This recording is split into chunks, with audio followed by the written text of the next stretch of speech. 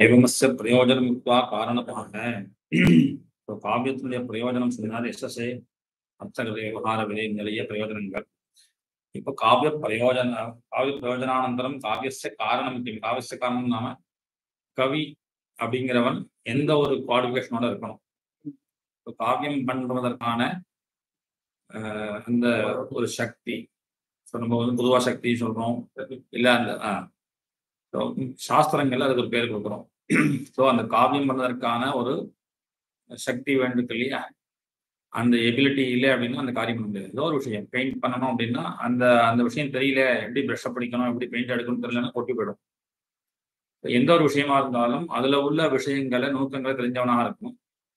அப்போ காவியம் மொத்தம் எழுதணும், என்ன எல்லாரும் பேசுறோம், அழகா பேசுறோம், சில பேர் என்ன அழகாவும் பேசுவோம். அப்படி ஸ்லோகமா எழுதணும் அப்படின்னா சந்த ஜானம் வேண்டியிருக்கு.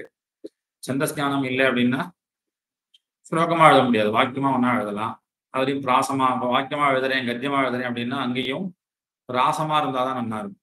அனுப்பிராசம் இல்லாம வெறும்னே விஷயத்தை அப்படியே சகாகதா தத்ரேகா ஆசீது தாம் நிஷ்டவான் அப்படின்னு சொன்னா அது வந்து சுவாரஸ்யம் இல்லை, அது காவியமாக இருக்காது. ஏன்னா அங்க அலங்காரங்கள்ல எதுவுமே இல்லையே, சப்தாலங்காரமும் அர்த்தாலங்காரமும் இருந்தா இல்லையா.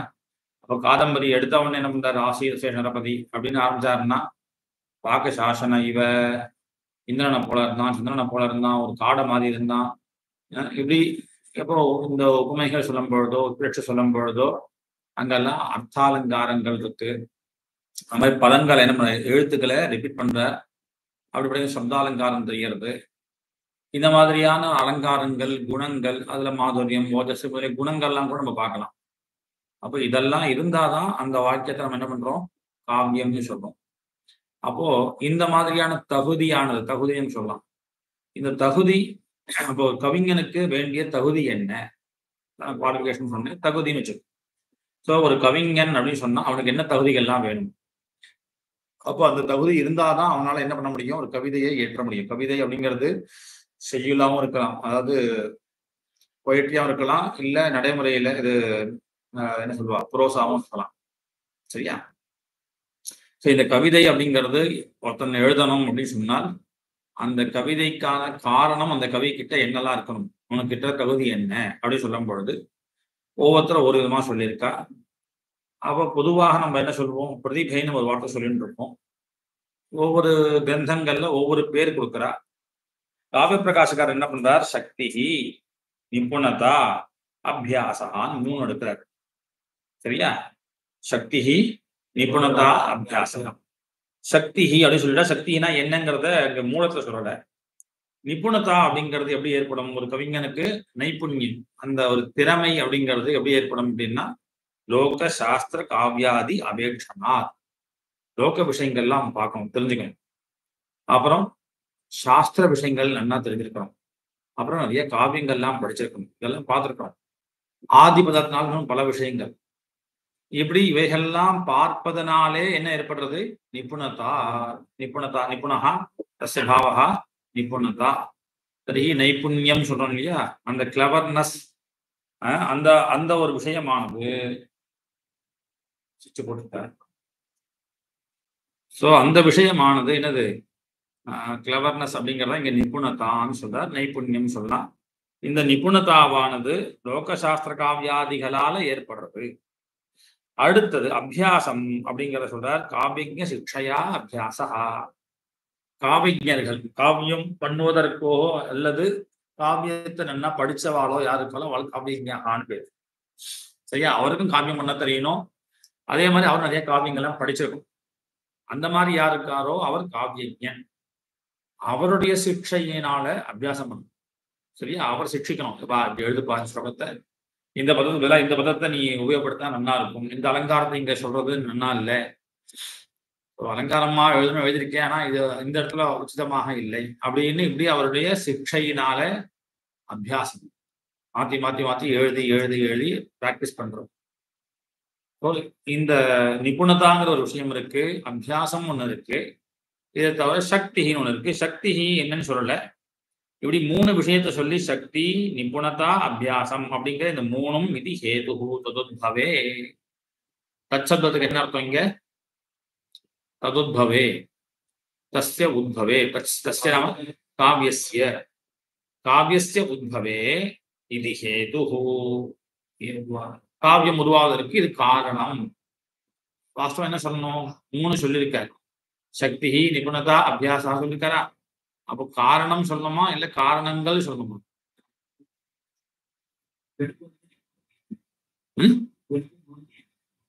மூணு தேவையா இருந்தாலும் ஒரு பாயசத்துக்கு என்ன வேண்டும்? பால் வேண்டியிருக்கு, முந்திரி வேண்டியிருக்கு, சக்கரை வேண்டியிருக்கு. இவைகள்லாம் தேவையா? இது தேவையா? இவைகள் தேவையா? அது இவைகள்னு சொல்லுவோமா இல்ல இதுவும் சொல்லுவோம்? போச்சுன்னு தானே. 3 சேர்ந்து தேவைப்படுறதுன்னா பொதுவாக அதெல்லாம் இவைகள் தேவைப்படுகின்றன அப்படிதான் சொல்லுவோம். தேவைப்படுகிறதுன்னு சிங்களத்தை சொல்லுவோமா? அப்போ இங்க ஏன் சிங்களத்தை சொல்றாரு? தமிழ்ல எப்படி பேசினா கூட சம்ஸ்கிருதத்துல வரும்பொழுது அது பகுவச்சனமாக இருந்ததுன்னா பகுவச்சனம் சொல்ல போறோம் இல்லையா? ராமகிருஷ்ணவ் ஆகச்சிதா அப்படின்னு சொல்லணும். இப்போ 3 வஸ்து இருக்கு.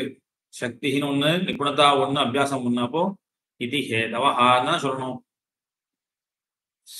ரைட். இவ்வாறாக இந்த 3ம் சேர்ந்து காரணங்கள்னு சொல்றார். அது என்னன்னு பார்ப்போம். அதனால இப்போ இந்த 3 விஷயங்களை காவிய காரணமாக சொல்றார். இப்ப இந்த காவிய காரணம் அப்படின்னு சொல்லும் பொழுது காவியத்துக்கு 2 விதமாக காரணம் இருக்கலாம். எந்த ஒரு விஷயத்துக்கும் பலது சேர்ந்து காரணமாக இருக்கலாம், இல்ல தனித்தனியாக காரணமாக இருக்கலாம். உதாரணத்துக்கு இங்க நெருப்பு பத்த வைக்கணும். இங்க நெருப்பு பத்த வைக்கிறதுக்கு என்ன வேணும்? லைட்டர் இருந்தா? லைட்டர் இருக்கா? அந்த லைட்டர் இல்லை, இந்த லைட்டர் சிகரெட் லைட் வாங்கலாம் இல்லையா? அதுல இப்ப இன்னொன்னு புதுசா வந்திருக்கு. இப்படி கேஸ் இப்படி அடிச்சிருந்தா ஸ்பார்க் இல்லை, நல்லா ஜுவாலை விட்டு நெருப்பே வரும். துப்பாக்கி மாதிரி இருக்கு. ஸோ அப்ப என்னாச்சு? நெருப்பு இங்க பத்த வைக்கணும் அப்படின்னா 2 கூழாங்கல் இருந்தா கூட போதும். தேய்ச்சோம்னா பத்தி. நெருப்பு பத்த வைக்கிறதுக்கு ஸ்பார்க் வேணும்பா. இந்த பொறி லைட்டர்லயும் வரலாம், இல்லை இதுலயும் வரலாம் இல்லையா? மேட்ச் பாக்ஸ்லயும் வரலாம், எதுனா இருக்கு. ஸோ நெருப்பை உண்டாக்குறதுக்கு இவைகள் எல்லாமே காரணம் தான். ஆனா தனித்தனியாக காரணம். மேட்ச் பாக்ஸ் தனி காரணம், லைட்டர் தனி காரணம். மேட்ச் பாக்ஸ் இருக்கிற இடத்துல லைட்டர் தேவையில்லை, லைட்டர் இருக்கிற இடத்துல மேட்ச் பாக்ஸ் தேவையில்லை. அப்ப என்னாச்சு? இதெல்லாம் காரணமாக இருந்தாலும் இதெல்லாம் சேர்ந்து காரணம் கிடையாது. இதுல எது ஒண்ணா காரணம். ஆனா இது எல்லாமே எதுக்கு காரணம்? லைட்டர் உபயோகம் என்ன? நெருப்பு பத்த வைக்கிறது தான் இல்லையா? ஸோ மேட்ச் பாக்ஸ் உபயோகம் என்ன? நெருப்பு உண்டாக்குறது. அப்ப நெருப்பை உண்டாக்குறதுங்கிறது இருந்தாலும் கூட இதையெல்லாம் தனித்தனி காரணமாக இருக்கு. இது இருக்கும்போது அது தேவையில்லை, அது இருக்கும்போது இது தேவையில்லை. அதே மாதிரி இப்போ ஒரு குடம் பண்ணணும், ஒரு பானை, மண்பானை பண்ணணும். என்ன வேணும்?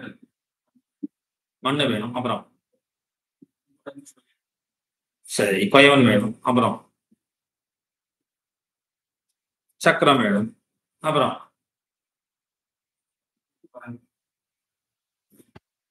நிறைய வேண்டியிருக்கு. இருந்தாலும் இப்ப இந்த கொயவனும் அந்த சக்கரமும், சக்கரத்துல இருந்தா ஸ்பீடா சுத்துறதுக்கு ஒரு குச்சி வச்சிருப்போம், தண்டம் உண்டு. இப்பெல்லாம் நம்ம மிஷின் கீழே வந்து நின்னா அது ஸ்பீடா சுத்துறது, பேட்டரி வச்சிருக்கான், ஏதாவது மிஷின் எலக்ட்ரிக்ல ஓடுறது.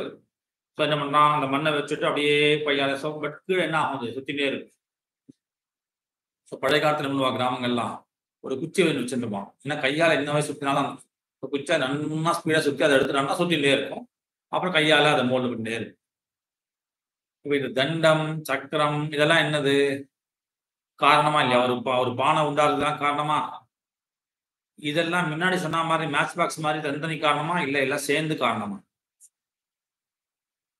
இப்போ நெருப்பு உண்டாடுறதுக்கு நம்ம என்ன சொன்னோம்? மேட்ச் பாக்ஸும் காரணம் சார், லைட்டரும் காரணம் சார், 2 இது கூட காரணம் தான், கூழாங்கல் கூட காரணம்.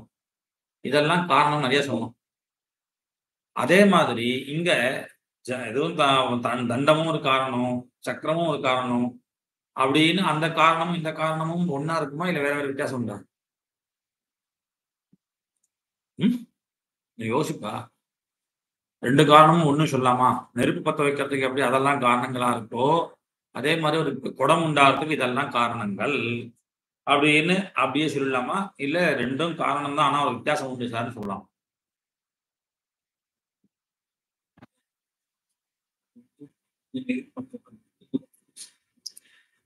லைட்டர்னா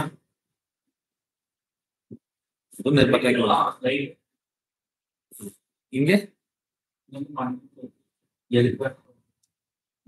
இல்லடா இல்லடா பானை பொறுத்த வரைக்கும் வச்சுக்கோ 10 பானை பண்ணலாம். அந்த 10 பானைக்கு காரணங்கள் தண்டம் குல அந்த இது சக்கரம்லாம் இருக்கு. இந்த ஒரு காரணமான வஸ்து காரியமான குடத்துக்கே எடுத்துக்கோ. நீங்க மண்ணை வச்சு தானே பண்ணலாம். நான் கேட்கிறேன், ஒரு 10 குடம் பண்றான்னு வச்சுக்கோ. அந்த 10 குடம் பண்றதுக்கு இதெல்லாம் காரணங்கள் இல்லையா? அந்த ஒவ்வொரு குடத்தையும் என்ன பண்ணணும், அந்த சக்கரத்தை நடுவில் வச்சு அந்த மண்ணை அந்த சக்கரத்தை தண்டத்தால சுத்தி விட்டு அதை பெருசாக்கிண்டே வருவான். அந்த வேகத்துக்கு அந்த மண்ணு கொஞ்சம் அப்படியே மெலிசாக்கிண்டே அந்த கொயவன் பண்றான். இப்ப இந்த மண்பாண்டத்துக்கு இதுவும் இந்த 3-4 விஷயம் ஒரு 3 வச்சுக்கோங்க. மண்பாண்டத்துக்கு மண் குடத்துக்கு தண்டம் காரணம், சக்கரம் காரணம், அந்த கொயவன் காரணம். ஓகேவா? உபாதானமான காரணம் அப்படி இருக்கட்டும். மண்ணு காரணங்கிறது இருக்கட்டும். இந்த 3 காரணங்கள் நம்ம சொல்றோம் இல்லையா? இதே மாதிரி இங்க ஒரு நெருப்பு பத்த வைக்கணும் இல்லையா? மேட்ச் பாக்ஸும் காரணம், லைட்டர் கூட காரணம், ஒரு கல்லு கூட காரணம். அப்ப அக்னி உண்டாவதற்கு ஒரு 3 காரணங்கள், மண்பானை உண்டாகிறதுக்கு ஒரு 3 காரணங்கள். ஓகேவா? இந்த 2 பக்கம் இருக்கக்கூடிய 3 காரணங்கள் ஒரே மாதிரி காரணமா இல்ல வேற வேறையா இருக்கா? ஒரே மாதிரி இருக்குங்களா லோகேஷ்?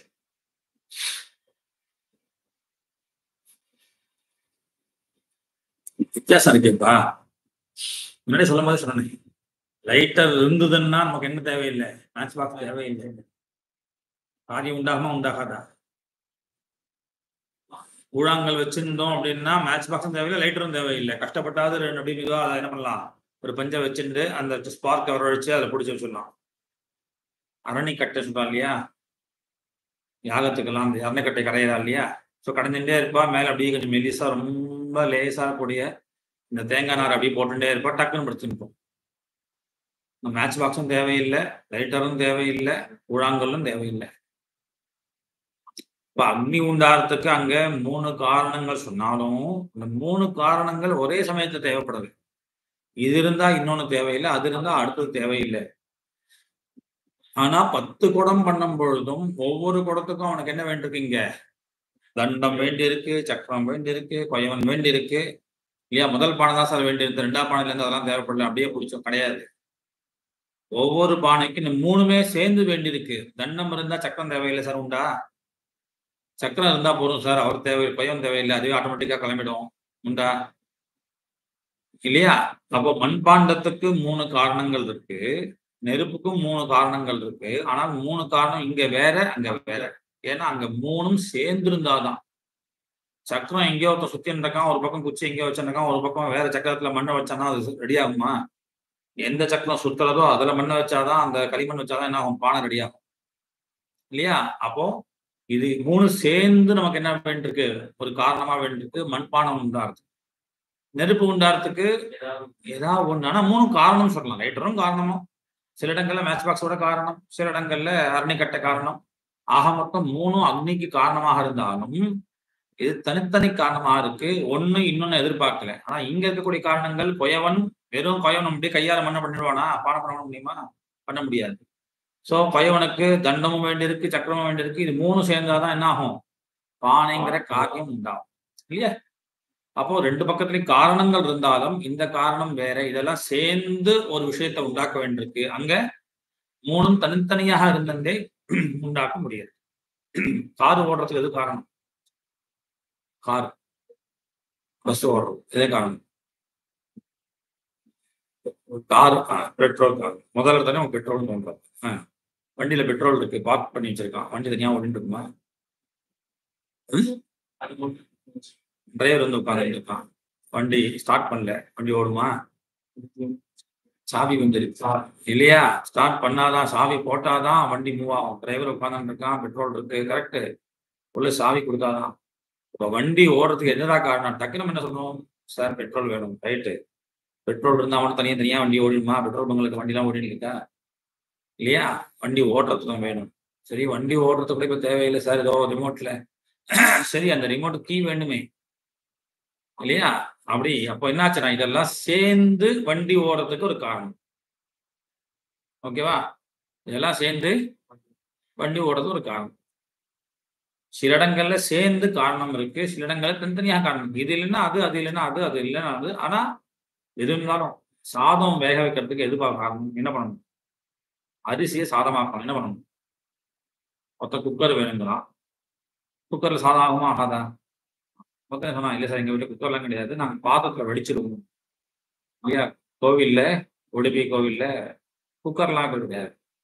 அதனால சாதம் வடிச்சிரும் சார். கஞ்சி வடிச்சிருவோம். அங்கேயும் சாதம். ஒருத்தன் என்ன சொன்னான், எலக்ட்ரிக் குக்கர் சார். எங்க இடத்துல எலக்ட்ரிக் குக்கர் தான் இருக்கு. இது 3மே காரணமா இல்லையா? 3 பேரும் பண்றது காரியம் என்ன? ஒரே காரியம் தான். அரிசியை சாதமாக்கணும். ஆனா 3 பேருக்கும் இது 3 சேர்ந்து இருக்கணும்னு அவசியம் இல்ல. ஒரு பக்கம் அடுப்பு இருக்கலாம். ஒரு பக்கம் விறகு கட்டை இருக்கலாம். ஒரு பக்கம் எலக்ட்ரிக் இருந்தா போதும். ஆக மொத்தம் இங்க 3மே என்ன ஆகுது? காரியத்த உண்டாக்குறது. என்ன காரியம்? சாதத்த பண்றது. அரிசிய சாதமாக பண்ணக்கூடிய காரியத்துக்கு 3ம் காரணமாக இருந்தாலும் 3ம் சேர்ந்து காரணம் இல்ல. ஆனா வண்டி ஓட்டுறதுக்கு என்ன வேண்டியிருக்கு? டிரைவரும் வேண்டியிருக்கு, பெட்ரோலும் வேண்டியிருக்கு, சாவியும் வேண்டியிருக்கு. இந்த மாரி சில இடங்கள்ல சேர்ந்து காரணம், சில இடங்கள்ல தனித்தனியாக காரணம். அந்த வித்தியாசத்தையும் பார்க்கணும். சோ இங்க கவி என்ன பண்றார்? யாரு? மமடாச்சாரியார் இது ஹேதுஹு அப்படின்னு சொல்றார். அப்படின்னு காரணங்கள்னு சொல்லல. காரணம் சொல்றார். இது ஹேதவஹான்னு சொல்லணும் வாஸ்தவமா. ஆனா அவர் என்ன பண்ணார்? இது ஹேதுஹுன்னு சொல்லிட்டு என்ன பண்றார்? நான் ஏன் ஹேது சொன்னேன் தெரியுமா? அப்படின்னு மேல சொல்லப் போறார். சக்திஹி சக்திஹிக்கு மேல மூலத்துல அர்த்தம் பண்ணல. இல்லையா? சக்திஹின்னா என்னன்னு சொல்லல. நிபுணதாங்கிறது லோக சாஸ்திராதிகளை பார்க்கறதுனால ஏற்படக்கூடிய தன்மைக்கு அந்த தேர்ச்சிக்கு நிபுணதான்னு பேரு. காவிஜ்ஞானுடைய சிக்ஷையினால பண்ணக்கூடியதுக்கு அபியாசம் பேரு. இதெல்லாம் முடிச்சுட்டாரு. ஓரளவுக்கு புரியும் முடியாது. சக்திஹீனா எனர்ஜின்னு வாங்கிக்கிறதா? என்ன வாங்கிக்கிறது? இல்ல குவாலிஃபிகேஷன் வாங்கிக்கிறதா? தகுதின்னு வாங்கிக்கிறதா? அப்போ நிபுணத்தாலாம் குவாலிஃபிகேஷன் இல்லையா? அதனால இப்ப என்ன பண்றார்? சக்திஹிக்கு அர்த்தம் பண்றார். சக்திஹி கவித்வ பீஜ ரூபஹா சம்ஸ்கார விசேஷஹா. சக்தி என்னது? கவித்வ பீஜ ரூபஹா. கவித்துவம் அப்படிங்கிறது முதல்ல வேணும். இல்லையா? கவிக்கு என்ன வேணும்? கவித்துவம் இருந்தாதான் அவன் கவியாக முடியும். மனுஷத்துவம் இருந்தாதான் மனுஷன். இல்லையா? நீங்க மேல இங்கேயே படிப்பேன். 4 விதமான உபாதி சொல்றார். அதுல சுதசித்தமான உபாதி விசேஷத்துல இந்த ஜாதிய சொல்றார். ஜாதி அப்படிங்கிறது நம்ம காஸ்ட் இல்ல. ஜாதிங்கிறது சம்ஸ்கிருத பாஷையில் இருக்கக்கூடியது. ஒரு தர்மத்தை சொல்றா. இந்த ஜாதி இருக்கே இது சுதசித்தமானது. அந்த வஸ்துவை நம்ம அந்த ஜாதி இருக்கிற வரைக்கும் அந்த வஸ்துவாக சொல்ல முடியும். அந்த ஜாதி இல்லை அது கிட்ட அப்படின்னா அந்த வஸ்து சொல்ல முடியாது. உதாரணத்துக்கு இப்ப நம்ம இதை என்ன சொல்றோம்? மோதிரம் சொல்றோமா? அங்குலியக்கம். இதுல என்ன இருக்கு இப்போ? அங்குலியகத்துவம் அப்படிங்கிறது ஒண்ணு இருக்கு. எது வரைக்கும் இதுல அங்குலியகத்துவம் இருக்கும்? இதை நான் நெருப்புல போட்டு உருக்காத வரைக்கும் அதுல அங்குலியகத்துவம் இருக்கும். நெருப்புல உருக்கிட்டே வச்சுக்கோ என்ன இருக்கும்? இதுல சுவர்ணத்துவம் மட்டும்தான் இருக்கும். அங்குலியகத்துவம் இருக்காது. கடத்துல என்ன இருக்கு? கடத்துவம் இருக்கும். எது வரைக்கும் இருக்கும்? அது போட்டு உடைக்காத வரைக்கும் இருக்கு. உடைச்சாச்சுன்னா அப்புறம் கடத்துவம் இருக்குமாங்க? இருக்காது. என்ன இருக்கு? மிருத்துவம் இருக்கும். இல்லையா? சோ அந்த மிருத்து இருக்குமே தவிர கடத்துவம் இருக்குமா? அதுல கடத்துவம் எங்க போச்சு? இப்போ ரூபம் மொத்தமா அழிஞ்சு போயிடுத்து அப்படின்னு உடனே கடத்துவம் போயிடுத்து. இப்போ ஒரு பசுமாடு கிட்ட என்ன இருக்கு? கவி கிமஸ்தி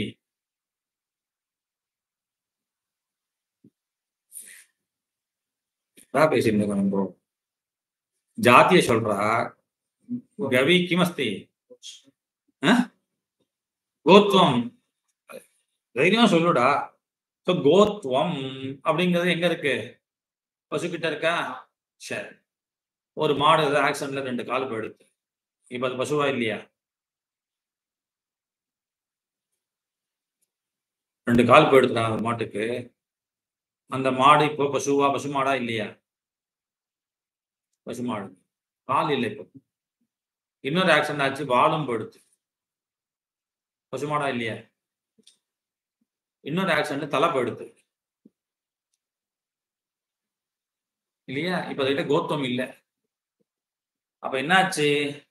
கோத்வம் அப்படிங்கிறது எங்க அது வரைக்கும் இருக்கும். அதுல அவயவங்கள் போனா கூட கோத்வம் அந்த வஸ்துனுடைய சத்தா வரைக்கும். எது வரைக்கும் சத்தா? அது ஜீவத் வஸ்துவா இருந்தா ஜீவித வரைக்கும், ஜடமான வஸ்துவா இருந்தா அந்த ரூபம் இருக்கிற வரைக்கும். மோதிரங்கிற ரூபம் இருக்கிற வரைக்கும் இதுல மோதிரத்துவம் உண்டு, அங்குலீகத்துவம் உண்டு. கடங்கிற அந்த ரூபம் இருக்கிற வரைக்கும் அதுக்கு என்ன உண்டு? கடத்துவம் இருக்கும். அந்த ரூபம் போயிடுத்து அப்படின்னா அப்புறம் அது அந்த சம்பூர்ண கடத்தம் இருக்காது. அப்புறம் சித்திர கடத்தம் சொல்லிக்கணும். உடஞ்சு போச்சு, பாதியா உடஞ்சு போச்சுன்னு வச்சுக்கோம், இல்ல ஓட்ட விழுந்து போயிடுத்து, சித்திர கடத்தம்னு சொல்லிக்கணும். மொத்தமாவே ரூபம் போயிடுத்து அப்படின்னு சொன்னா என்னாச்சு? அவ்வளவுதான்.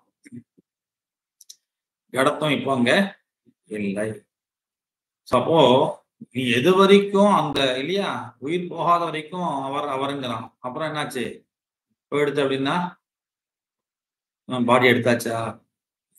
அவ்வளவுதான். வேற பிரசிடென்ட், பிரைம் மினிஸ்டர், நேற்று வரைக்கும் அவர் இவர் மரியாதைலாம் ரைட் உண்டு. அப்புறம் எப்ப எடுக்கிறா? இப்ப என்ன இருந்தது? முன்னாடி ஒரு க்ஷணத்துக்கு மனுஷத்துவம் இருந்தது. இப்ப என்னாச்சு? அது இல்லை. சரியா? அந்த தர்மம்ங்கிறது எது வரைக்கும் இருக்குன்னா அது இந்த மாதிரி வச்சுப்போம். ஆக மொத்தம் தர்மம் ஒண்ணு வேணும். அந்த தர்மம் தான் அதனுடைய அசாதாரணமான தன்மையை காண்பிக்கிறது. சரியா? மற்றதுல இருந்து பிரிச்சு காண்பிக்கிறது. அந்த தர்மம் இருக்கிற வரைக்கும் நம்ம என்ன பண்ணுவோம்? அந்த வஸ்துவை அதுவாக சொல்லுவோம். அப்போ சக்திஹி சக்திஹி அப்படிங்கிறதுக்கு அர்த்தம் பண்றார் கவித்வ பீஜரூபா. கவி சொன்னா அவங்ககிட்ட என்ன இருக்கணும்பா? கவித்துவம் இருக்கும். சரி, அப்பதான் அவன் கவின்னு சொல்ல முடியும். அது எது எப்போ வேணா உண்டாகலாம். அதான் சொன்னேன். மாடு இருந்தது, கால் தான் போச்சும்போது நம்ம மாடு சார் கால் உடஞ்ச மாடு, வால் இல்லாத மாடு அப்படின்னு மாடு கழுத்தே போயிடுது இல்லையா? அப்போ அந்த அப்போ மாடு அப்படிங்கிற அந்த தர்மமானது எதிர்க்க இருந்தது கோத்தம்ங்கிறது அப்படின்னு பாக்குறோம். கோத்தம் அப்படிங்கிற ஒரு விஷயம் அதுல இல்லையா மண்ணு தானே கடமா மாறித்து. மண்ணா இருக்கும்போது நம்ம குடம் சொல்லிட்டு இருக்கோமா? களிமண் தான் சொல்லிட்டு இருக்கோம் இல்லையா? அந்த களிமண் அந்த ரூபத்தை அடைஞ்சோன்னா என்ன அர்த்தங்க? என்ன கிடைக்கிறது? அதுல கடத்துவம் அப்படிங்கிறது ஒண்ணு இருக்கு இல்லையா? அதே ஒரு மண்ணால் என்ன பண்றான்? இந்த ஆட்சி கார்த்திகை மாசம் அகல் விளக்கு பண்றான். அப்ப அதுல தீபத்துவம் அவ்வளவுதான் இருக்கு. அதுல கடத்துவம் இருக்கா? இல்லையா? எல்லாமே ஒரே மண்ணு தான். சரி, அது ஞாபகம் வர்றது சொல்லிவிடுறேன். எனக்கு அது சொல்லாம இருக்க முடியல. பொதுவாக எல்லாரும் தெரிஞ்ச உதாரணத்துக்காக கொடுக்குறோம். புரிஞ்சுக்கிறதுக்காக. சோ எது நமக்கு எல்லாருக்கும் தெரியுமோ அதை சொன்னா என்ன புரியும் இல்லையா? முதல் நாள் தோசை மாவு அரைச்சா வச்சுக்கோ, இட்லி மாவு. 2 நாளைக்கு இட்லி மாவு இட்லியா இருக்கு. 3 என்ன ஆயிடும்? அது தோசையாயிடும் இல்லையா? முதல் 2 நாள் அது இட்லி, ஏன்னா அது கொஞ்சம் விட்டா நிற்கும். 3 நாள் புளிச்சு போயிடுத்து வச்சுக்கோ, அப்புறம் அதை கொஞ்சம் அதை போட்டு அதே தான் தோசை. இப்போ என்னது? ஒன்றும் வித்தியாசமும் கிடையாது, அதே மாவு தான். ஆனா என்னாச்சு? இந்த ரூபத்துல இருந்தா அதுக்கு என்ன பேரு? இட்லின்னு பேரு. அது கொஞ்சம் படுக்க வச்சுட்டோம் அப்படின்னா தோசைன்னு பேரு. தோசையில என்ன கிடையாது? இட்லித்துவம் கிடையாது. இட்லியில தோசத்துவம் கிடையாது. சரியா? அப்போ என்ன? ஒரே வஸ்து தான். அதை நீ இதை கொண்டு வரும்போது என்ன ஆயிடுறது? எல்லாத்துக்கும் மாவு ஒண்ணுதான். ஆனா இட்லின்னு எதை சொல்றியோ அதை பார்த்து தோசை சொல்லுவியா? தோசையை பார்த்து இட்லி சொல்லுவியா? ரெண்டுத்தையும் ஒரே மாவு தான் எடுத்து பண்ணான். அப்போ மண்ணு ஒன்னாக இருந்தாலும் அந்த மண்ணுல இருந்து அகல் விளக்கு பண்ணியாச்சுன்னா அதுல தீபத்துவம் இருக்கு. இப்படி உருண்டையா பண்ணியாச்சுன்னா அதுல கடத்துவம் இருக்கு. சரியா? அந்த மாதிரியாக அப்போ மண்ணுல என்னாச்சு? இப்போ கடத்துவம் உண்டாயிருக்கா இல்லையா? கடம் உண்டான உடனே கடத்துவம் அப்படிங்கிற ஒரு ஜாதி இருக்கவே தான் நம்ம கடம் சொல்றோம். அந்த ஜாதி அதுல இல்லைன்னு வச்சுக்கோ, கடம் சொல்ல மாட்டோம். அதான் தீபத்துல நம்ம கடம் சொல்றது இல்லை. ஏன்? கடத்து ஜாதி இல்லை. சரியா? இப்போ ஒரு கவி, எல்லாரும் மனுஷன் தானே. ஆனா ஒருத்தனை பார்த்து ஒரு கவிஞர் சார் அப்படின்னு எப்ப சொல்றோம்? அவங்கிட்ட கவித்துவம் இருந்தாலும் அவன் கவிஞர்னு சொல்ல முடியும். ஓகேவா? இந்த கவித்துவம் வரணும் அப்படின்னால், ஏன்னா மண்ணு குடமாக ஆகணும்னா என்ன பண்ணணும்? அவன் இந்த ஷேப்புக்கு கொண்டு வரணும் இல்லையா? கொண்டு பண்ணான்னா அப்புறம் ஜக்கு தான் அது பேரு, இல்ல டம்ளர். இந்த சைஸுக்கு கொண்டு வந்தாதான் அது குடம் பேரு. இப்போ கொண்டு வரணும் இல்லையா? மண்ணை வச்சு பண்ணக்கூடியவன் ஒருவேளை டம்ளரா, மண் டம்ளர் இருக்கு, இல்ல மண் ஜக்கு, இல்ல ஒரு ஏதோ தூக்கு ஏதோ பண்ண வச்சுப்போம். அந்த அதுவும் ஜலம் தான் எடுத்துக்க போறோம். இருந்தாலும் அந்த சைஸ் என்ன ஆகுது? அந்த சைஸை பார்க்கும்போது அது குடம்னு சொல்றது இல்லை இல்லையா? சோ அந்த குடம் சொன்னா அந்த உருவத்தை அவன் உண்டாக்கணும். இருக்குது அதே மண்ணு தான். அந்த உருவத்தை உண்டாக்கின அப்புறம் என்ன ஆகுது? அது குடம்னு சொல்றோமா? அப்ப இவகிட்ட ஒரு மனுஷன் கிட்ட கவித்துவம் உண்டாக்கணுமா வேண்டாமா? கவித்துவங்கிற விஷயத்தை உண்டாக்கினாதான் அவன் கவின்னு நம்ம சொல்லுவோம். கவித்துவம் எப்படி உண்டாருது அப்படின்னா இந்த சக்தியினால உண்டாருதுங்கிறது. ஒருத்தங்கிட்ட கவித்துவம் உண்டாறதுக்கு என்ன வேணும்? சக்தி வேணும். கவித்துவ பீஜ ரூபா. அந்த கவித்துவங்கிறதுக்கு பீஜமாக இருக்கக்கூடியதுக்கு தான் என்ன பேரு? சக்தின்னு பேரு. அப்ப என்னாச்சு? யார்கிட்ட இந்த சக்தி இருக்கோ அவங்கிட்ட கவித்துவம் ஏற்படும். கவித்துவம் யார் இருக்கோ யார்கிட்ட இருக்கோ அவன் தான் யாரு? கவியாக ஆறாம். மனுஷத்துவம் இருந்தா மனுஷகான்னு பேர் உனக்கு இல்லையா? கடத்துவம் இருந்தா அதுக்கு என்ன பேர்? அந்த வஸ்துக்கு கடகான்னு பேர். படத்துவம் இருந்தா படகான்னு பேர் இல்லையா? கடை படத்துவம் நாஸ்தி, படே கடத்துவம் நாஸ்தி. ரெண்டும் திரவியம் தான், ரெண்டும் வஸ்து தான், பதார்த்தம் தான். இருந்தாலும் அதுல அந்த தொம் இல்லை இல்லையா? படத்துவம் இல்லைன்னா அதை நம்ம படகான்னு சொல்ல முடியாது. ஸோ கடத்துல படத்துவம் இல்லை, படத்துல கடத்துவம் இல்லை. நம்ம கிட்ட இப்ப என்ன வேணும்? மனுஷத்துவம் தவிர கவித்துவம் இல்லை. அந்த கவித்துவம் உண்டாவதற்கான பீஜமாக காரணமாக இருக்கக்கூடியதற்கே அதுக்குதான் என்ன பேரு? சக்தின்னு பேரு. சரி சார், இந்த சக்தி என்னது? சம்ஸ்கார விசேஷா. சம்ஸ்கார விசேஷம்னு சொல்லிட்டாரு. சம்ஸ்காரம்னா என்ன அர்த்தம்? அனுபவத்தினால ஏற்படக்கூடியதுக்கு சம்ஸ்காரம் பேரு இல்லையா? இப்ப நீங்க முதல்ல என்ன சொல்றது, அமெரிக்கா போறேன்னு இல்ல, அமெரிக்கா மீன்ஸ் அமெரிக்கன் அந்த பிளாக் ஏதோ பாக்குற ஃபர்ஸ்ட் ஏதோ ஒரு நாட்டினுடைய, அமெரிக்காலாம் ஈஸியா இருக்கு. இப்ப ஏதோ ஃபர்ஸ்ட் டைம் நீ என்ன பண்ற, இது எந்த நாட்டு பிளாக்னு தெரியலையே, ஏதோ வித்தியாசமா இருக்கேன்னு பாக்குறேன். அப்புறம் அதோ புருடாவா உகாண்டாவோ அந்த கண்ட்ரியோட பிளாக் இப்படிதான் இருக்கும் அப்படின்னு அவன், ஓஹோ ஃபர்ஸ்ட் டைம் என்ன பண்ற, இது உகாண்டானுடைய பிளாக், அதுல வந்து இப்படி இருக்கும் அப்படி இருக்கும் அது ஒண்ணு. இப்ப இது என்னது? ஞானம். இப்ப என்னாச்சு உனக்கு? தத்விஷயகமான ஞானம் ஏற்பட்டுருக்கு ஃபர்ஸ்ட் டைம் நீ பார்க்கும்பொழுது. அப்புறம் ரெண்டாவது இங்க ரோட்ல போகும்போது அந்த கொடி எங்கேயோ பாக்குற. இப்ப என்ன பண்ற? ஓ இது உகாண்டாவுடைய கொடி இங்க எதுக்கோ ஒட்டியிருக்கான் அப்படின்னு பாக்குற. இப்போ உனக்கு அந்த விஷயமான ஞானம் வருது இல்லையா, தோன்றது இல்லையா? இதுக்கு என்ன பேரு? சம்ஸ்காரம் பேரு. ஏன்னா இப்ப நீ தெரிஞ்சுக்கல, தெரிஞ்சத அப்போ ஞானத்தினால முன்னாடி அனுபவத்தினால, அதாவது முன்னாடி எனக்கு அந்த அனுபவம் இருக்கு. எந்த அனுபவம்? இந்த கொடி என்னது அப்படிங்கிற அனுபவம் முன்னாடி இருந்தது. அனுபவஜன்யமாக எது இருக்கோ அதுக்கு என்ன பேரு? சம்ஸ்காரகான்னு பேரு. இப்ப இவர் என்ன பண்ணிட்டார்? கவித்துவ பீஜ ரூபமாக்கக்கூடியது இது என்னது? சம்ஸ்கார விசேஷான்னு சொல்லிட்டார். சம்ஸ்கார விசேஷம் என்ன அர்த்தம்? உனக்கு முன்னாடி அது விஷயமான அனுபவம் வேணும். சரியா? இது எதுக்காக சொல்றேன் அப்படின்னா, இப்ப வாசம் தேவையில்லை, ஆனா இது எதுக்காக சொல்றேன் அப்படிங்கிறது நீங்க மனசை வாங்கிக்கோங்க. ஒருவேளை பின்னாடி நீங்க சங்காதனா படிச்சேன் அப்படின்னா இவர் சொல்றதுக்கும் அவர் சொல்றதுக்கும் ஒரே மாதிரி இருக்குன்னு தோணும். இப்ப சொன்னா இல்லையா விஷ்ணு பிரதிபே சார். இந்த சம்ஸ்கார விசேஷம் சொல்லக்கூடிய இந்த சக்திங்கிறதும் பிரதிபாங்கிற மாதிரி தோணும். ஏன்னா ஜெகநாதர் பிரதிபதான் காரணம் சொல்லிட்டு போயிட்டார். இங்கேயும் இந்த சக்திக்கு என்ன சொல்ற? சக்திக்கு டெபினேஷன் கொடுக்கும் பொழுது கவித்துவ பீஜ ரூபா. கவித்துவம் முதல்ல வேணும் இல்லையா? அப்பதான் நம்ம கவியாக்க முடியும். எதுனா இருக்கட்டும், அவன்கிட்ட நல்லவன் சாது இதெல்லாம் இருக்கட்டும், ஆனா கவித்துவங்கிற குணம் இல்லைன்னா அவன் கவி கிடையாது. சரியா? சோ கவித்துவங்கிறது மொத்தம் கிட்ட ஏற்படணும் அப்படின்னா இந்த சக்தி இருக்கணும்ட்டார். அவர் மம்மடாச்சாரிய என்ன சொல்றார்? கவித்துவ பீஜ ரூபா. கவித்துவத்துக்கே பீஜமாக இருக்கக்கூடியது இந்த சக்தி. அப்போ இது சம்ஸ்கார விசேஷா. சம்ஸ்கார விசேஷம் சொன்னதால இப்ப என்ன தெரியாது? இவருடைய பட்சத்துல, மம்மடருடைய பட்சத்துல இது வந்து முன்னாடியே, அதாவது ஒரு ஜென்மாலிருந்து கூட வரலாம். ஒரு ஜென்மாலிருந்து கூட கவித்துவம் ஒரு பிறக்கிற குழந்தை கூட கவியா பிறக்கலாம். ஏன்? சம்ஸ்கார விசேஷம். சம்ஸ்கார விசேஷம். அப்ப என்னாச்சு? பூர்வ ஜென்மால அனுபவம் இருக்கு, காவியம் எல்லாம் பண்ணி அபியாசம் எல்லாம் பண்ணி இன்னும் எழுதிட்டே இருந்தான், போயிட்டான். அடுத்த ஜென்மா பிறக்கும்போது என்ன பண்ணிட்டான்? குழந்தை பிறந்த 2வது வயசுலயே ஸ்லோகம் எல்லாம் பண்ண ஆரம்பிச்சு வருமா? அமலாச்சாரிய சொல்ற சம்ஸ்கார விசேஷம். கவித்துவம் இருக்கு அவங்க கிட்ட சார். சரியா? 5 வயசுல எழுதும் போது பாட்டாக பாடுறான். இந்த மாதிரிலாம் நம்ம சரித்திரங்கள்லாம் படிப்போம். விஞ்ஞான சம்பந்தர் இதெல்லாம் காரணம் தானே இருக்கட்டும். குழந்தைய அழம்பொழுதே பாடலா பாடினார். அதுக்கு தெய்வ பிரசாதம் எதுனா இருக்கட்டும், காரணம் எதுனா இருக்கட்டும். அம்பாள் வந்து அனுகிரகம் பண்ணால், பால் கொடுத்து, ரைட்டு இல்லையா? ஆனால் என்னாச்சு? 5 வயசு குழந்தை பாடா பாட முடியுமா?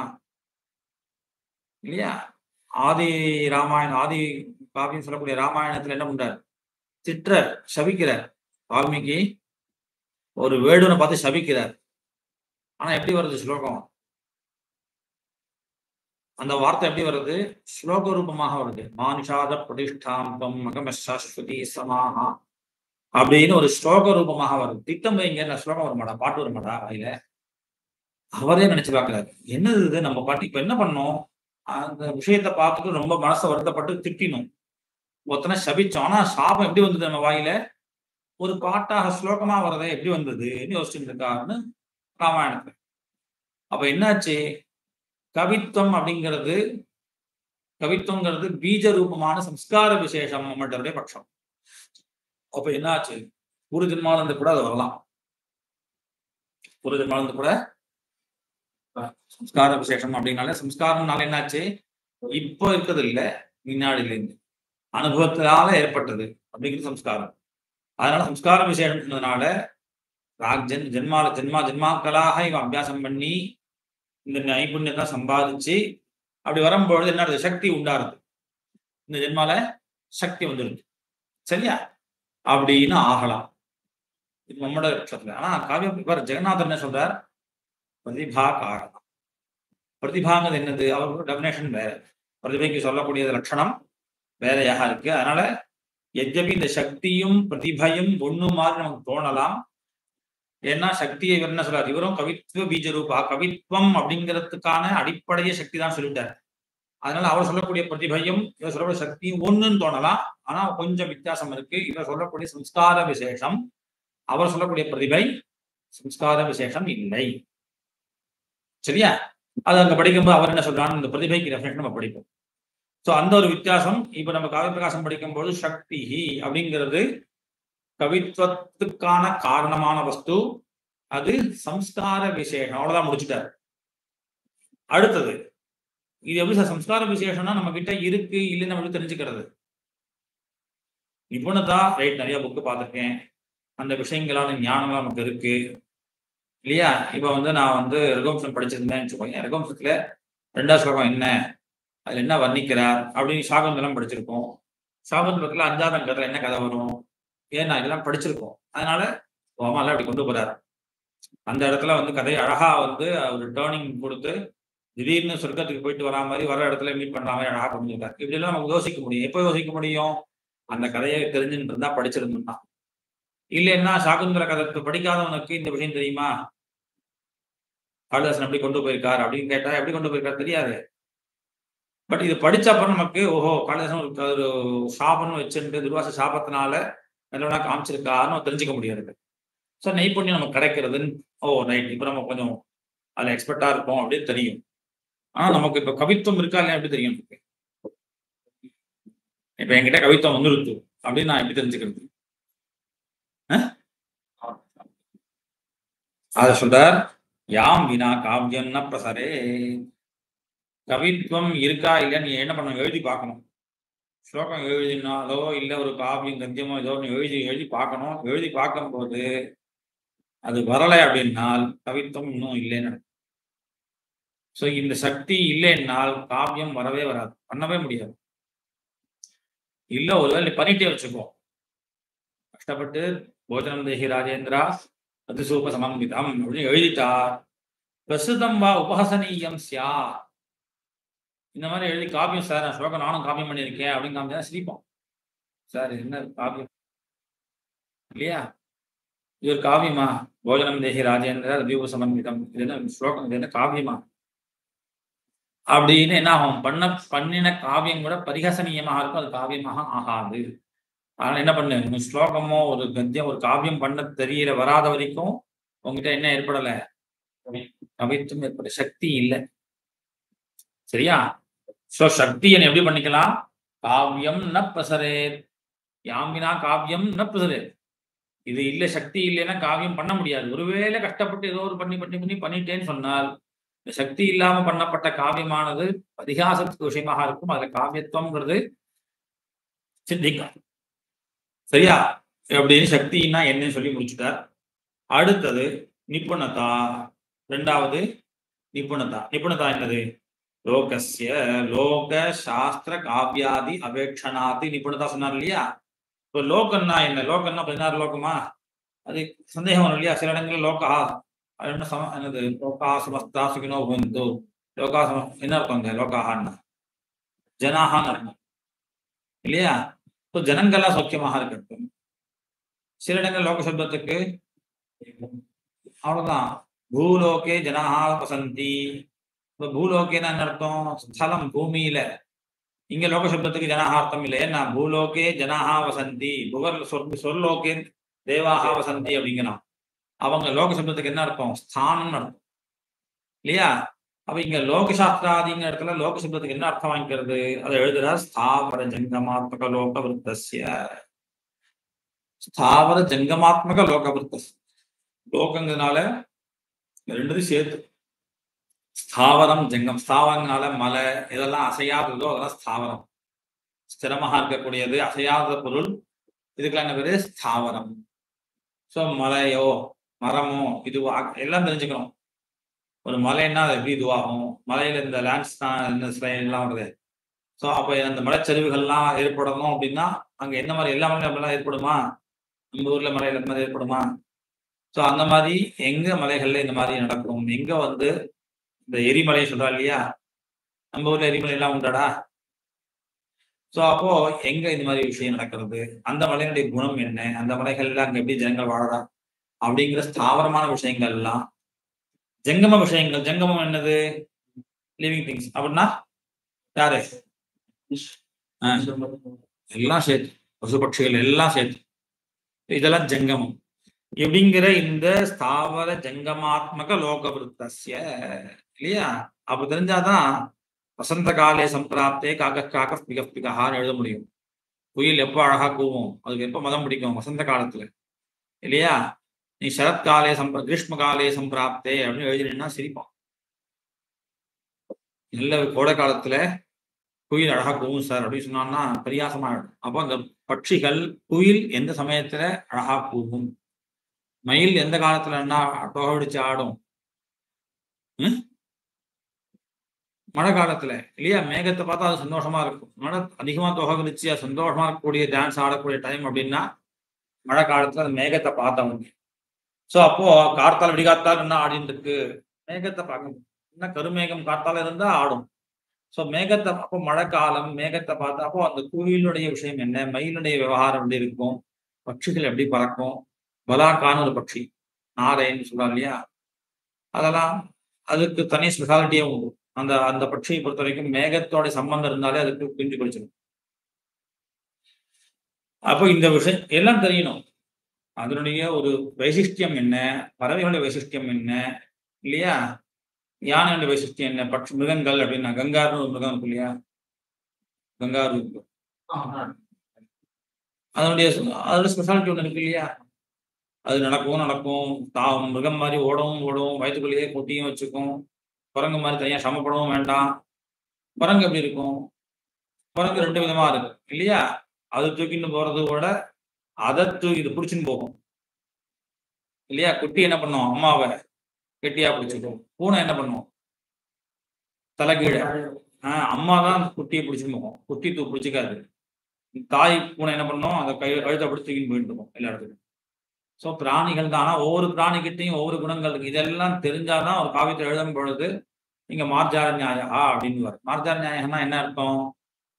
நீ அதை எப்படி தாய் குழந்தைய பிடிச்சுக்கிறதோ அந்த மாதிரி பகவான் நம்மளை பிடிச்சுப்பார் அப்படின்னா மார்ஜார நியாயம்னு எழுதிடுவார் இல்லையா? நம்ம பகவானை ஆசிரிக்கணும் அப்படின்னு சொன்னாங்கன்னு சொல்லுவா மர்க்கட நியாயா. குட்டி தான் அம்மா பிடிச்சிக்கும், அது மட்டும் ஜம்ப் பண்ணிட்டே ஓடிட்டு. இந்த குட்டி விட்டதும் வச்சுக்கோ போச்சு, விழுந்துடும். இதுதான் பிடிச்சிக்கணும், கெட்டியா பிடிச்சிக்கணும் அப்படிங்கிற இந்த விஷயங்கள் லோக விருத்தங்கள் எல்லாம் தெரிஞ்சுக்கணும். யாருக்கு? கவிக்கு. கவின்னா லேசுட்டு அசாமி இல்லடா. கவிஞன் பேர் வாங்குறது இன்னைக்கு எல்லா கவிஞன் பேர் வாங்கிக்கிறான். கவிஞர்னு கலைஞர் கவிஞர் எல்லாம் இதெல்லாம் பைசா கொடுத்தா கட்சியில் ஏதாவது இருந்தா உண்டு. ஆனா சாஸ்திர ரீதியாக கவிஞா இதெல்லாம் பேசக்கூடாது யூடியூப்ல. சரி, சாஸ்திர ரீதியாக கவி கவிஹி சொல்லணும் அப்படின்னா அவனுக்கு என்ன விஷயங்கள் தெரிஞ்சுக்க வேண்டியிருக்கு? லோக விஷயமான ஞானம். லோகஹாங்க சப்தத்துக்கு ஸ்தாவர ஜங்கமாத்மக லோக விருத்தஸ்ய சகலமும் தெரியணும். நான் ஏதோ நமக்கு தெரிஞ்சதை நான் 2 சொல்லிட்டு இருக்கேன். ஆனா அவனுக்கு சகல பிராணிகளுடைய விஷயமும் தெரியணும். ஒரு கிளினா அது எப்படி கொத்தும், எப்படி சாப்பிடும், எப்படி கூடு கட்டும் இல்லையா? கிளி கூட்டுல இருக்கு அப்படின்னு சொன்னான்னா, காக்கா கூடு கட்டின்னு வாழுறது ரைட்டு. கிளி கூடு கட்டின்னு வாழுமா? அந்த பறவை எல்லா பறவையும் கூடு கட்டிக்குமா? எல்லாரையும் கூடு கட்டிக்காது. அப்ப எல்லாம் அதுலயும் கட்டினா கூட தூக்குநாங்குருவின்னு ஒண்ணு இருக்கு தெரியுமா? தூக்குநாங்குருவின்னு ஒண்ணு. அழகா அதனுடைய கூடு பார்த்தீங்கன்னா தலைகீழா இருக்கும். இப்படி அடியிலேருந்து உள்ள போயிட்டு சைட்ல போய் உட்காந்துக்கிற மாதிரி கட்டிக்கும். ஒரே குச்சி தான் அதுல இருக்கும். ஆனா ஸ்ட்ராங்கா இருக்கும். அந்த ஸ்ட்ராங்கா அதுல ஒரு கூடை கட்டும். அது என்ன பண்ணும்? உள்ள அடியிலேருந்து உள்ள போய் என்ன வேற எதுவும் வரக்கூடாது, மழை பெஞ்சா தண்ணி வரக்கூடாது, உள்ள போயிடக்கூடாதுன்னு இப்படி ஒவ்வொரு பறவைகளுக்கும் உள்ள வித்தியாசங்கள், அதனுடைய வாழ்க்கை முறை இல்லையா? எல்லா மிருகமும் வந்து எப்படி வாழறது? பூமியில வாழற மாதிரி குரங்கெல்லாம் எங்க வாழும்? பிராணி தானடா அது, பட்சி இல்லையே. மரத்துலயா வாழும்? அது சரி, சுத்துறது ரைட்டு. ஆனா அது எங்க வாழும்? அது வாழக்கூடிய நைட் எங்க தூங்கும்?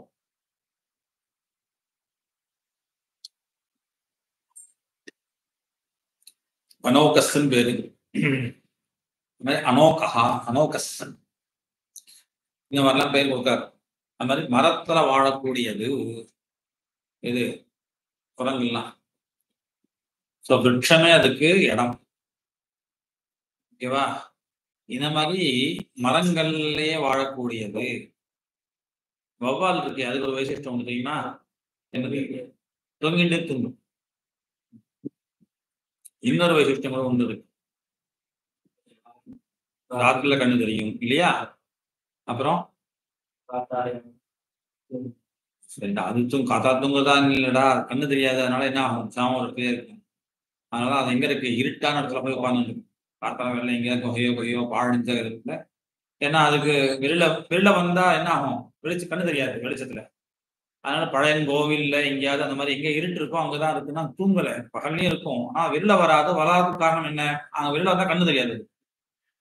அப்ப அதனுடைய சுபாவம், அதனுடைய நேச்சர்லாம் தெரிஞ்சுன்னு சொன்ன காத்தால ஒரே ஆந்த கூட்டமா இருந்தது அப்படின்னு சொன்னா அதிகாவ ஆந்தைகள்லாம் பறந்து போச்சு அப்படின்னா வௌவால்லாம் காத்தால பறந்துட்டே இருந்தது அப்படின்னு சொன்னா ஏன் கவிஞன் அப்புறம் பரிகாசமா ஆயிடும். என்ன சார் இது எழுதிச்சிருக்காரு, இது எந்த ஊர்ல சார் தப்போம் அப்படின்னு கேட்கும்.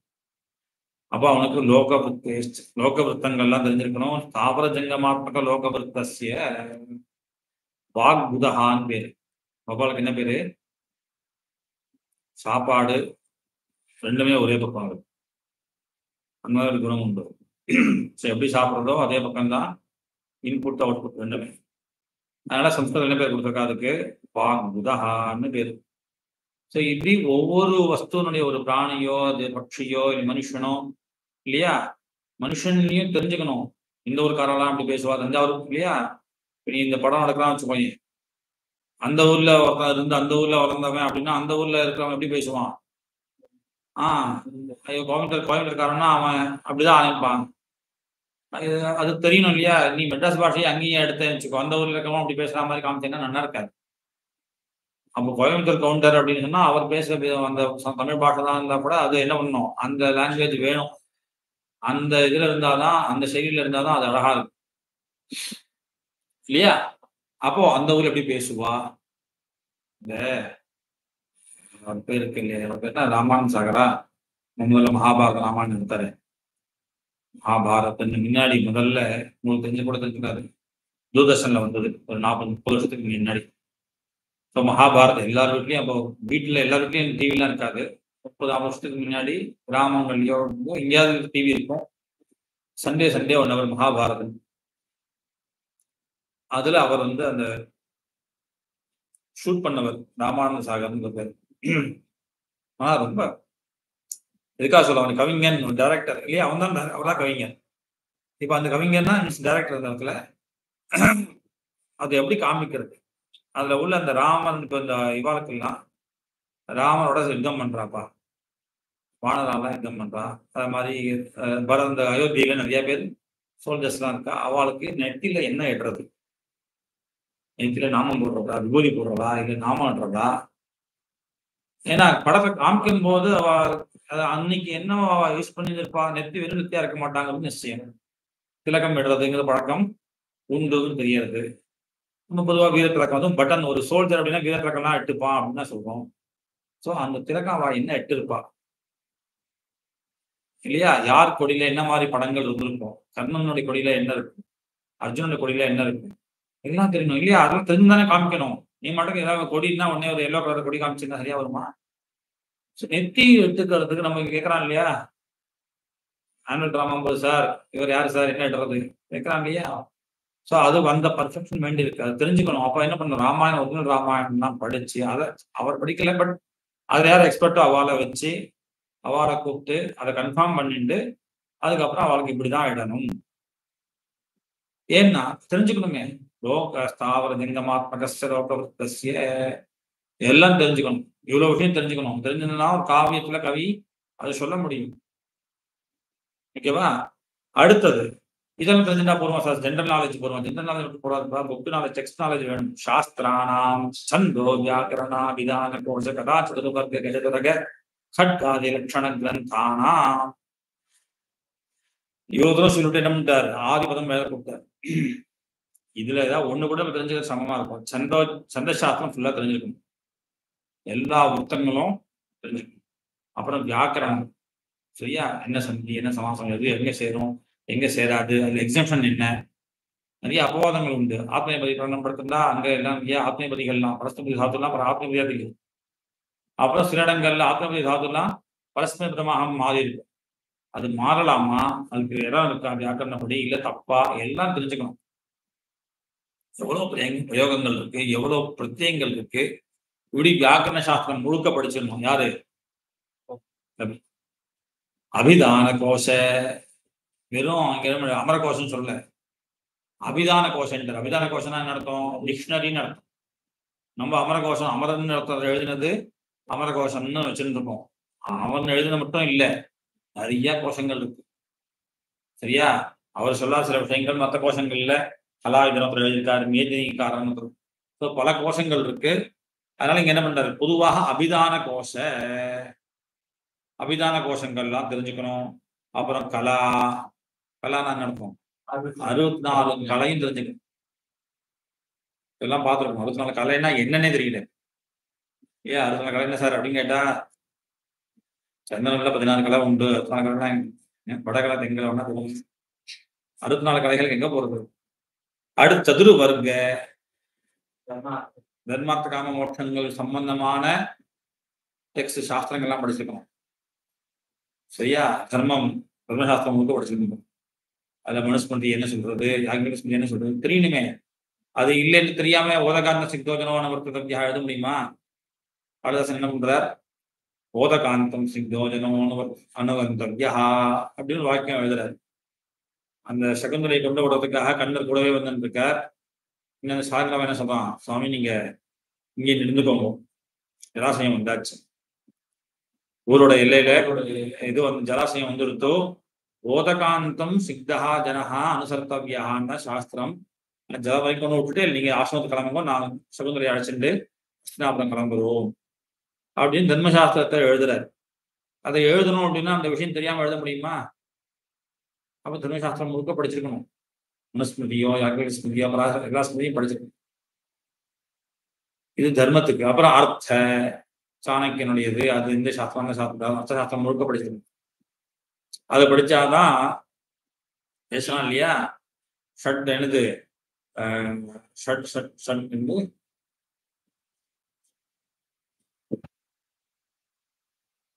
ஷஷ்டாம்ச விருத்தேரபி விருத்திரேஷா தர்மயேஷான்னு ஷஷ்டாம்ச விருத்தி ராஜாவுக்கு பேர். என்ன பேரு? 6ல் 1 பங்கு உடையவர், ஜீவனமாக கொண்டவர். 6ல் 1 பங்கு ஜீவனம் வச்சிருக்காரா என்ன இருக்கும்? ராஜா பிரஜைகள் என்ன சம்பாதிக்கிறாளோ, அந்த தேசத்து மக்கள் எதை சம்பாதிக்கிறாளோ அதுல 6ல் 1 பங்கு யாருக்கு போயிடும்? கவர்மெண்ட்டுக்கு, ராஜாவுக்கு. காப்பாத்துறாங்க இல்லையா ஜனங்களை. நம்ம எதாவது டேக்ஸ் கட்டுறோம், நமக்காக தான். ரூல் அதுதான். நம்ம டேக்ஸ் என்ன பண்றோம், கட்டுறோம். இன்னைக்கு பிரைம் மினிஸ்டரோ பிரசிடென்ட்டோ நாளைக்கு இருக்க போறாரா தெரியாது. ஆனா டேக்ஸ் என்ன பண்றோம், கட்டுறோம் இல்லையா? எதுக்காக வாங்குறா? உனக்கு ரோடு போடணுமே.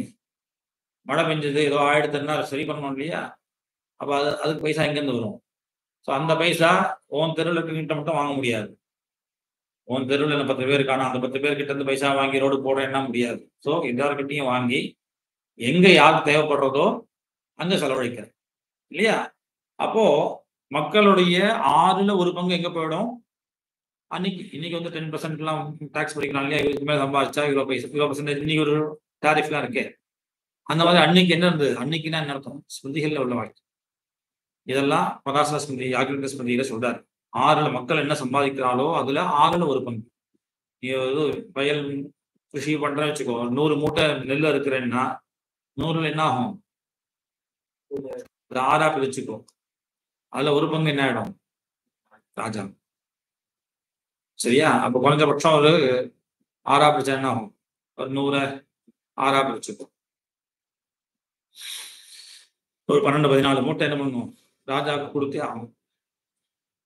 ஸோ அது ஏதோ எந்த தானியமா இருந்தாலும் சரி, எதுவாக இருந்தாலும் சரி, அது ஷஷ்டாம்ச விருத்திஹி பேர். ஷஷ்டாம்ச விருத்திஹின்னு யாருக்கு பேரு? ராஜா. ஸோ இது அப்ப என்ன எப்ப தெரியணும்? இது அர்த்தசாஸ்திரம் படிச்சாதான் தெரியும் இல்லையா? அர்த்தசாஸ்திரத்துல இந்த விஷயம் சொல்றார்.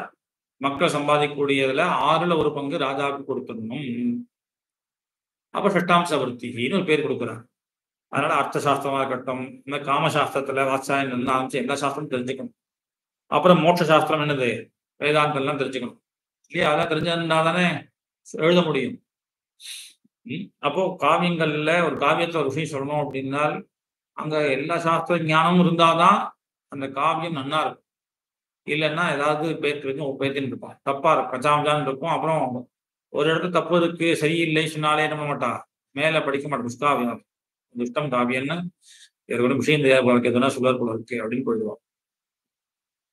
ஸோ அதனால இந்த எல்லா சதுர்வர்க்க இது மட்டும் போருமா? போராது. கஜ துர கட்காதி ஞான சாஸ்திரம், கஜசாஸ்திரம் ஒண்ணு இருக்கு. யானையை எப்படி பரீட்சை பண்றது? இது நல்ல யானையா, ஜாதி யானையா, இல்ல நோஞ்சா யானையா, யானைக்கு உள்ள ரோகங்கள்லாம் என்ன வரும், அதுக்கு என்ன? இப்ப இந்த வெட்டரி டாக்டர் சொல்றான் இல்லையா, வெட்டரி டாக்டர்னு படிக்கிறாங்க. ஸோ அவ மனுஷனுக்கு பண்ண மாட்டா, அவ மிருகங்களுக்கு இல்லையா? அவ அந்த மிருகங்களுக்கு என்ன மாதிரி இன்ஜெக்ஷன் போடணும், அதுக்கு மயக்க அடிக்க, திடீர்னு யானை மதம் பிடிச்சி ஓடுறதுன்னா இன்ஜெக்ட் பண்றான் இல்லையா? ஸோ அதுக்கு நம்ம உடம்பு மாதிரி குத்தினா வருமா? வேலைக்காகுமா ஊசி? அது நல்லா இவ்வளோ பெருசா இருக்கும். அப்போ அந்தந்த அதுக்கு எவ்வளவு கொடுக்கணும் இன்ஜெக்ஷன் தெரிஞ்சிருக்கணும் இல்லையா? இது எல்லாமே யாருக்கு தெரியணும்? கவிக்கும் தெரியணும். கஜசாஸ்திரம் முழுக்க யானை ஏற்றம், குதிரை ஏற்றம்லாம் எப்படி பண்ணுவா, அந்த சாஸ்திரங்கள்ல அதனுடைய லட்சணங்கள் என்ன சொல்றது? எல்லா யானையும் ஒரே மாதிரி இருக்கா? ஆப்பிரிக்கன் யானை ஒரு மாதிரி இருக்கு, நம்ம இந்தியன் யானை ஒரு மாதிரி இருக்கு, இதனுடைய ஆகாரம் வேறையா இருக்கு, காட்டில் உள்ள யானையுடைய ஆகாரம் அதனுடைய செயல்பாடு வேறையாக இருக்கு. இது எல்லாம் தெரிஞ்சுக்கணும். சரியா?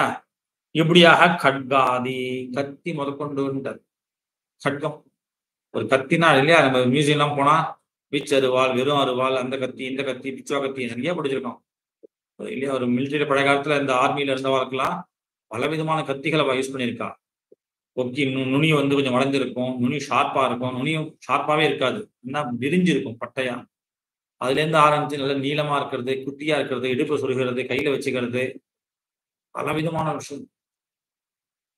இப்படின்னு ஆரம்பிச்சு கட்காதின்னு ஆதிபதத்தினால இன்னும் என்னெல்லாம் உண்டோ அந்த எல்லா சாஸ்திர ஞானம் வேணும். இதெல்லாம் நீ பண்ண வேண்டாம், இதெல்லாம் உண்டுன்னு தெரிஞ்சுக்கணும். சரியா? கவியாக ஆகணும்னாடா, சரியா? ஒரு கவியாக ஆகணும் அப்படின்னா இதெல்லாம் தெரிஞ்சுக்கணும். இதெல்லாம் காவிய காரணம்டா. இதெல்லாம் இருந்தாதான் அவங்ககிட்ட இருந்து ஒரு காவியம் வெளிப்படும். இதெல்லாம் இல்லாம ஒரு காவியம் எழுதினா அப்படின்னா அப்புறம் நானும் நீயும் ஒண்ணுதான் அப்படிங்கிற தான் இருக்கும். நான் சொல்றேன் என்ன சார் பெருசா புதுசா சொல்லிட்டாரு. ஆனா இன்னைக்கும் ரகுவம்சம் காளிதாசனுடைய கிரந்தங்கள்லாம் ஏன் படிக்கிறோம்? அவ்வளோ விஷயங்களையும் எப்படி கொட்டிருக்கார் பார்க்கறவனை பொறுத்த இருக்கு. ஒருத்தர் மெனக்கட்டு இன்னைக்கு நீங்க வரலையா, நீங்க லெக்சர் இருந்தது தேசகாலம் நமக்கு கிடையாது. ஸோ அவர் வந்து அழகா காளிதாசன் ஒரு வேதாந்தி. வேதாந்தி என்ன சார் காவியம் எழுதியிருக்காரு, அவர் வேதாந்திங்கிறே இல்லையா?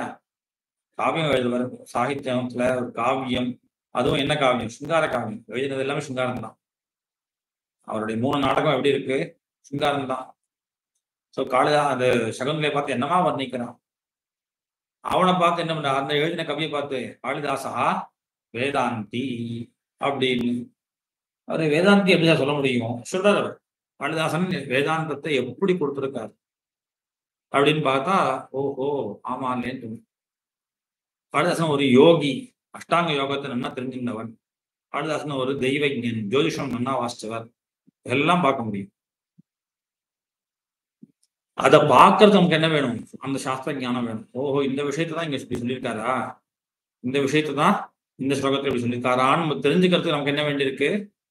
ஏன் இந்த மிலிட்ரியில சிம்பிள்லாம் வச்சிருக்கோம், அவங்களுக்கு கோடு வேர்ட்ஸ் எல்லாம் வச்சிருக்கோம்.